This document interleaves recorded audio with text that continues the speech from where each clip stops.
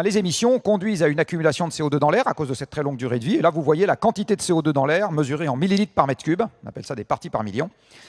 Et vous voyez par exemple une expérience qu'on fait qui consiste à avoir des réunions internationales. Alors vous voyez l'effet que ça a sur la variation de la concentration. Ça ne sert à rien. Ou plus exactement, ça ne sert à rien de disruptif.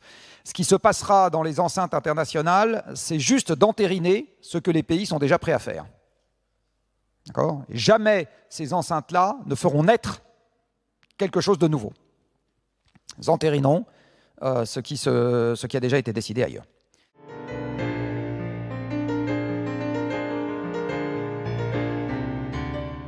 On va parler de la COP 29. Ça se passe à Bakou, Jean-Marc, depuis le début de cette semaine. Des dizaines de chefs d'État et de gouvernement rassemblés. Rendez-vous consacré à la finance climatique. Oui, alors la COP 29, c'est donc la 29e fois que les pays qui ont ratifié la Convention climat envoient des délégations qui discutent pour, en gros, faire le point. Alors, qu'est-ce qu'on peut attendre et qu'est-ce qu'on ne peut pas attendre d'une COP ? Donc on ne peut pas attendre d'une COP qu'elle donne une direction au monde dans son ensemble. Ça se déroule dans le cadre des Nations Unies. Et dans ce cadre-là, on prend des décisions à l'unanimité. Or, toute personne qui a participé à une assemblée de copropriétaires sait que quand on y demande une décision à l'unanimité, c'est que ça ne doit chagriner personne. S'il y a une seule personne que ça chagrine, la décision n'est pas prise. Donc en fait, la COP, elle est par construction destinée à entériner des consensus un peu faibles dans lesquels il n'y a rien qui pourrait être imposé aux pays contre leur volonté. C'est absolument pas fait pour ça. Voilà, donc la COP ne sert pas à ça. Elle sert par contre à ce qu'on parle régulièrement du sujet, elle sert à ce que les gens se voient, elle sert éventuellement à ce qu'on fasse le point sur un certain nombre de sujets un peu techniques, etc. Dans une COP, en fait, il y a des milliers de gens. Il y a tout un tas de ce qu'on appelle des side events, donc des événements en marge, j'ai envie de dire, qui traitent de sujets scientifiques, économiques, associatifs, etc., qui prennent place.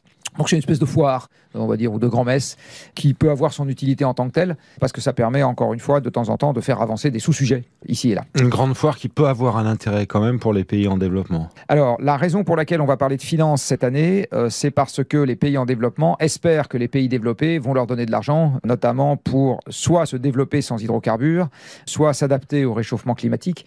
Et en fait, depuis le début, il y a toujours eu cette ambivalence qui est que les pays développés y vont en pensant qu'on va parler climat, et les pays en voie de développement y vont en pensant qu'on va parler développement. Il n'empêche qu'il y a quand même un point qui est extrêmement important. Nous, dans les pays qui sommes passés par la case combustible fossile, notre enjeu, c'est d'en utiliser moins. Mais l'enjeu pour les pays qui ne sont pas encore passés par cette case, c'est d'arriver à améliorer leurs conditions sans utiliser de combustible fossile.